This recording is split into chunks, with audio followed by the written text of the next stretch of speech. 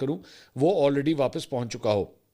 خواجہ آصف صاحب جو ہیں وہ کل رات کو ایک پروگرام میں تھے، انہوں نے کہا اس وقت پاک افغان مذاکرات میں مکمل ڈیڈ لاک ہے، مذاکرات کے اگلے دور کا اب کوئی پروگرام نہیں ہے، ہمارا خالی ہاتھ واپس آنا اس بات کی دلیل ہے کہ ثالثوں کو بھی افغانستان سے امید نہیں ہے۔ افغان وفد کہہ رہا تھا کہ ان کی بات کا زبانی اعتبار کیا جائے جس کی کوئی گنجائش نہیں ہے۔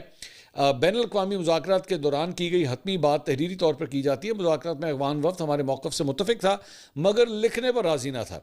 اس وقت مذاکرات ختم ہو چکے ہیں، اب ثالثوں نے بھی ہاتھ اٹھا لیے ہیں، ان کو ذرا بھی امید ہوتی تو وہ کہتے کہ اب ٹھہر جائیں، کہ آپ ٹھہر جائیں۔ اگر ثالث ہمیں کہتے کہ انہیں امید ہے اور ہم ٹھہر جائیں تو ہم ٹھہر جاتے۔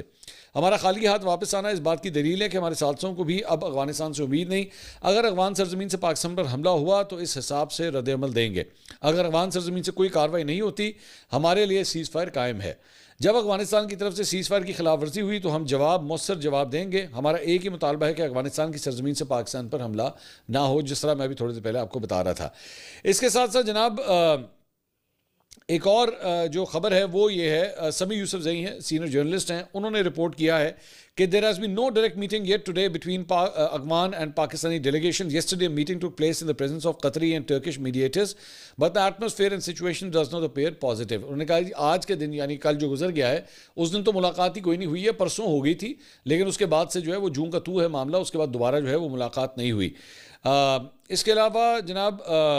ایک اور خبر کے مطابق طالبان کے سرحدی امور، قبائل اور نسلی امور کے وزیر نور اللہ نوری نے جناب پاکستان کو جو ہے وہ دھمکی دی ہے اور تڑی لگائی ہے۔ Just when these negotiations were going on, یہ ابھی ختم نہیں ہوئے تھے تو وہیں پہ افغانستان کے اندر جو ہے وہ اس وزیر نے ایک تقریب سے خطاب کرتے ہوئے جو ہے وہ پاکستان کو دوبارہ دھمکی دی ہے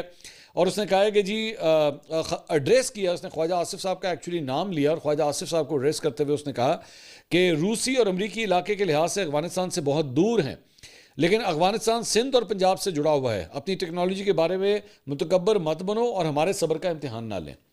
مطلب آپ کی ٹیکنالوجی جو ہے وہ آپ ٹیکنالوجی کا کیا کر لیں گے؟ اگر اوپر سے ڈرون اڑ کے جاتا ہے آپ کیا کریں گے؟ آپ اس کو بیٹھ کے فائر ماریں گے، یہی کر سکتے ہیں اور تو آپ کیا کر سکتے ہیں؟ اور یہ خاص طور پہ یہ سندھ اور پنجاب کا جو ڈیلیبریٹلی نام لیا گیا نا، یہ ایک قسم کی ایک کوڈڈ دھمکی تھی